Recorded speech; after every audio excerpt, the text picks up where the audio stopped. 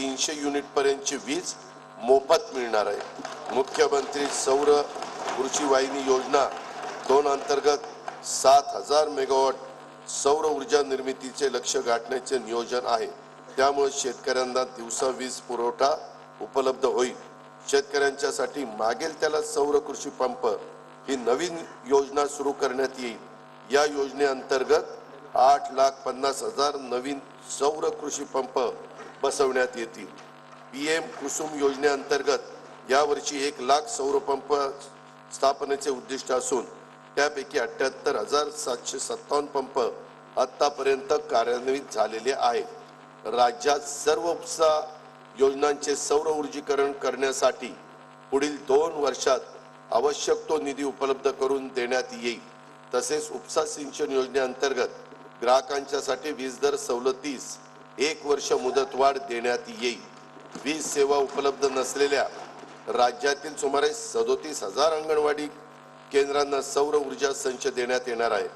वन्य प्राण्यांद्वारे होणाऱ्या शेती पिकांच्या नुकसानीला आळा घालण्यासाठी डॉक्टर श्यामाप्रसाद मुखर्जी जनवन विकास योजनेअंतर्गत शेतकऱ्यांना सौर ऊर्जा कुंपणासाठी अनुदान देण्यात येणार आहे। या सर्व पर्यावरण स्नेही सौर ऊर्जा योजनांमुळे खनिज इंधनावरील अवलंबित्व कमी होऊन प्रदूषणात घट होईल। तसेच हरित ऊर्जा निर्मिती क्षेत्रात राज्य अग्रेसर होईल। सन 2024-25 या वर्षाकरता खर्चाकरता ऊर्जा विभागास 11,934 कोटीचा नियतव्यय प्रस्तावित आहे। नमो शेतकरी महासन्मान निधी योजनेअंतर्गत 84,57,000 शेतकरी कुटुंबांना पहिल्या हप्त्यापोटी 1,691 कोटी 47 लाख रुपये अनुदान प्रदान करण्यात आलेले आहे। खरीप हंगाम 2023 मध्ये 1 रुपयात पीक विमा योजनेतून 50,01,000 शेतकरी अर्जदारांना 2,268 कोटी 43 लाख रुपये विमा रक्कम अदा करण्यात आलेली आहे। नानाजी देशमुख कृषी संजीवनी प्रकल्पाच्या 6,000 कोटी रुपये किमतीच्या दुसऱ्या टप्प्यात मान्यता देण्यात आलेली आहे। वसंतराव नाईक कृषी विद्यापीठ परभणी अंतर्गत बीड जिल्ह्यातील मौजे जिरेवाडी तालुका परळी वैजनाथ येथे सोयाबीन संशोधन व प्रक्रिया उपकेंद्र, शासकीय कृषी महाविद्यालय आणि कृषी व्यवसाय व्यवस्थापन महाविद्यालय स्थापन करण्यास मान्यता देण्यात आलेली आहे। राष्ट्रीय पशुधन अभियानाअंतर्गत शेळी, मेंढी, वराह, कुक्कुट व वैरण विषयक योजनांचा लाभ शेतकरी व पशुपालकांना मिळावा यासाठी 129 प्रकल्पांचा प्रस्ताव केंद्र शासनास पाठवण्यात आलेला आहे। सन 2024-25 या वर्षासाठी कार्यक्रम खर्चाकरता कृषी विभागास 3,650 कोटी, पशुसंवर्धन व दुग्ध विकास आणि मत्स्य व्यवसाय विभागास 555 कोटी आणि फलोत्पादन विभागास 708 कोटी रुपयाचा नियोजित प्रस्तावित आहे। खरीप हंगाम 2023 मध्ये राज्यातील 40 तालुक्यात दुष्काळ व 1,245 महसुली मंडळामध्ये दुष्काळ सदृश्य परिस्थिती जाहीर करून विविध सवलती लागू करण्यात आल्या आहेत। नैसर्गिक आपत्तीमुळे शेती पिकांचे नुकसान झालेल्या 44,82,000 शेतकऱ्यांना 3,825 कोटी रुपयांची रक्कम प्रदान करण्यात आलेली आहे।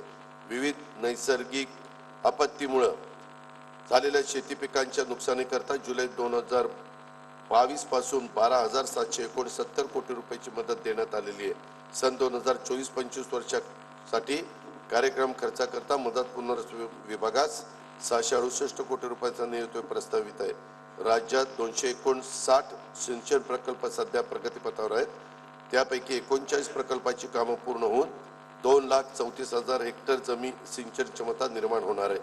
बळीराजा संजीवनीतील जलद संजीवनी योजनेतील 91 प्रकल्पापैकी 46 प्रकल्प पूर्ण झाले असून मार्च 2025 पर्यंत आणखी 16 प्रकल्प पूर्ण होणार आहेत। कोल्हापूर आणि सांगली जिल्ह्यात पूर व इतर नैसर्गिक आपत्तीमुळे वारंवार होणारे नुकसान टाळण्यासाठी जागतिक बँक सहाय्यता 3,200 कोटी रुपये किमतीचा प्रकल्प हा राबवण्यात येणार आहे।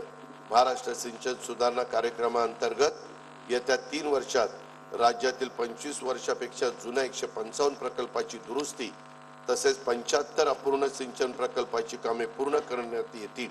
याद्वारे 3,55,000 हेक्टर सिंचन क्षमता आणि 23 0.37 TMC पाणी साठा निर्माण होईल। त्यासाठी 15,000 कोटी रुपयाचा खर्च अपेक्षित आहे। विदर्भातला सिंचनाचा अनुशेष दूर करण्यासाठी 2,000 कोटी रुपयांची तरतूद करण्यात येईल। विदर्भासाठी महत्वाकांक्षी असलेल्या वैनगंगा नळगंगा नदी जोड प्रकल्पाद्वारे 3,71,000 हेक्टर क्षेत्रास सिंचनाचा लाभ होणार असून प्रकल्पासाठी आवश्यक तो निधी उपलब्ध करून देण्यात येईल। मराठवाड्यामध्ये ऊर्ध्व पैनगंगा, कृष्णा मराठवाडा, लेंडी, जायकवाडी टप्पा 2, नांदूर मधुमेश्वर, निम्न दुधना, विष्णुपुरी टप्पा 2 या मोठ्या प्रकल्पांसह 11 मोठे प्रकल्प, 8 मध्यम प्रकल्प व 29 लघु पाटबंधारे प्रकल्पाची कामं प्रगतीपथावर आहेत। नदीपात्रात पाणी अडवण्यासाठी मोठ्या प्रमाणावर बॅरेजेसची कामं हाती घेण्यात आली आहेत। सुयोग्य जागेची आणि पाण्याची उपलब्धता विचारात घेऊन मोठ्या प्रमाणावर उच्चदन जलविद्युत प्रकल्प खाजगी सहभागातून हाती घेण्यात येतील। खार भूमी विकास कार्यक्रमांतर्गत कोकण किनारपट्टीवर खार बंधाऱ्यासाठी 36 कामे प्रगतीपथावर आहेत। 12 पूर्ण झालेली आहेत। त्याद्वारे 30 हेक्टर क्षेत्र शेती योग्य करण्यात आलेले आहे। खार भूमी विकासासाठी 113 कोटी रुपयाचा नियतव्यय प्रस्तावित आहे। कोयना धरणाच्या बुडीत क्षेत्रातील शेवटच्या भागातील 23 गावांच्या साठी बंधारे बांधण्यात येतील। सन 2024-25 या वर्षासाठी कार्यक्रम खर्चाकरता जलसंपदा लाभक्षेत्र विकास व खार भूमी विभागास 16,456 कोटी रुपयाचा नियतव्यय प्रस्तावित आहे।